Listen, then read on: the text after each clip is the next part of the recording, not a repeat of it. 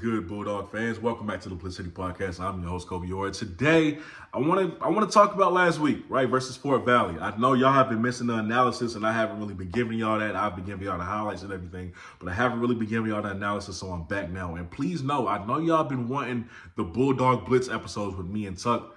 We've been talking. They are coming. They haven't happened recently because of the storm. So you got to excuse us for that. All right. I couldn't get to Columbia where we shoot it. I couldn't get to Columbia because traffic was just bad with the storm and everybody fleeing from Florida. The interstate was backed up. I just couldn't do it. So we are in talks and we are trying to get it going. If we don't have one this week, we will have one next week. But we are getting shows in place for you guys. So just be patient with us on that. Now, last week versus Fort Valley. Is it crazy to say that even though we won 30-3, I think that was the worst game we played so far this season? I think that was the worst game we played so far this season. And I mean that from a place of love, right? Because I think we played better versus Georgia Southern. We showed more fight versus Georgia Southern than we did versus Fort Valley. And that is a thing that a lot of college football teams can get caught up in. Playing down to your competition. You can play up to your competition and you can play down to your competition too. And I think we did that, right? Because we came out very lifeless.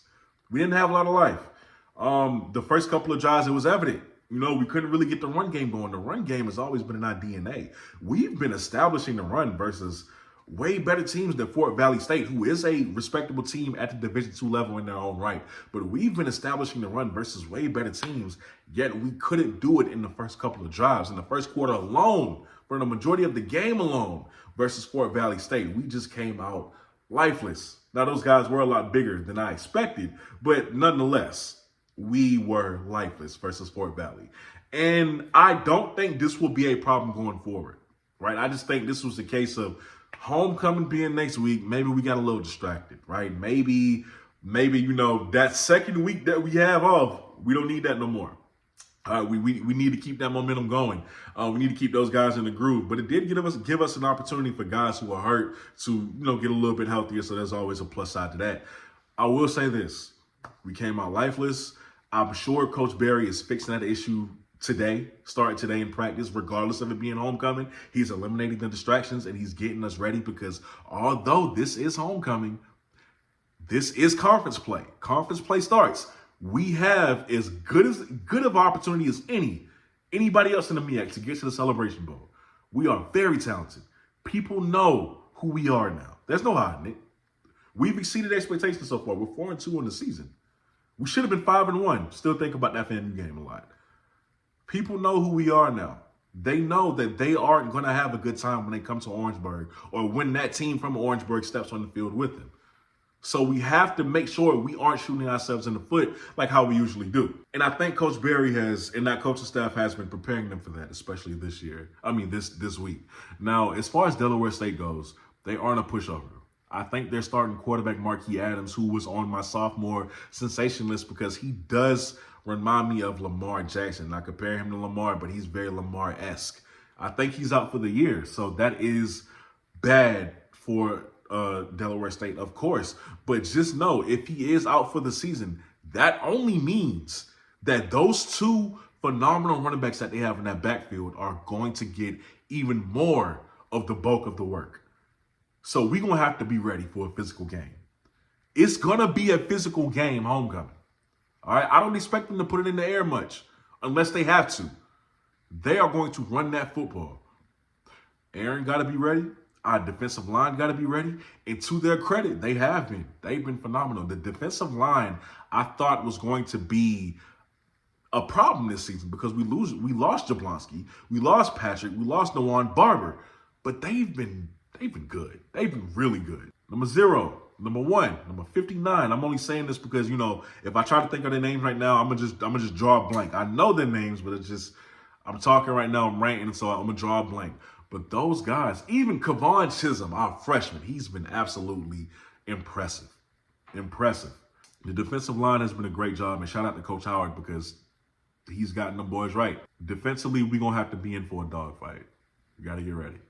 If those guys break it to the second level, secondary got to be ready as well. Logan, right, at the safety position. He did a fantastic job helping in the run last week. We're going to need more of that out of him this week. Overall, Delaware State is a winnable game. A lot of these games coming up that we have are winnable games. The only thing that will keep us out of Celebration Bowl contention at this point in the year is us. Please understand that. We've given up so many opportunities already, even throughout the wins. We've given up so many opportunities because of us, because of penalties, right? Illegal man downfield, holding, unsportsmanlike conduct, things like that. We've held ourselves back. We're a really good team. We're a really talented team. And we have a really good shot in Atlanta. And I want to see us get there because we are more than capable of doing so. We just have to stop shooting ourselves in the foot. This is going to be an interesting game. It's going to tell us a lot, right? It's going to tell us a lot. However, I'm very excited for homecoming. I can't wait to see y'all out there. Also, if y'all got a tent, y'all cooking, y'all, you know what I'm saying? Y'all see me walking by, give your boy a plate, all right? Because if I'm out there recording and everything, chances are I ain't going to have time to get nothing to eat while I'm out there. I'm going to have a good time, but I probably ain't going to have time to get nothing to eat. That wing truck I be wanting to go to, that be inside the stadium, the line be long the whole game. I ain't going to have no opportunity to get that food. So just, look out for your boy if you see me, all right? Because I'm going to be out there a little early. Also, guys, it is a lot of resources, right? I am using a lot of resources going to the games and filming for you guys. I'm also going to be at the Howard game when we go to DC, just to have those highlights for y'all as well, and have that content for y'all as well. So these things are not free. This is coming all out of pocket. So if you guys would like to help this channel sustain this content that you have been getting, you can do so by donating to my Cash App right here. I'll put that on the screen for y'all to do so. Whatever you can give, please do. With that being said, y'all are watching the BlitzCity Podcast. I am your host, Kobe Orr. Look out for more episodes of Bulldog Blitz. It's homecoming this week. Turn up, be safe. I can't wait to see y'all out there Saturday. And yeah, man, until next time, I'm out. Peace.